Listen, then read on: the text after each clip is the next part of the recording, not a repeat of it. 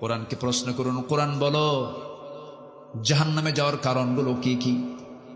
কোরআন বলে দিচ্ছে, মা সালাকাকুম ফি সাকার ক্বালু লাম নাকু মিনাল মুসাল্লিন ওয়া লাম নাকু নুতঈমুল মিসকিন।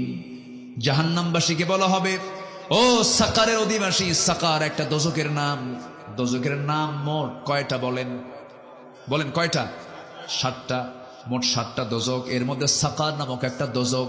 সাকারের অধিবাসীকে বলা হবে, ও সাকারের অধিবাসী, আজকে তোমরা সাকারে কেন, দোজখে কেন? তারা বলবে 4টা কাজ করে আসি নাই। কয়টা কাজ শুনবেন? আগ্রহ আছে?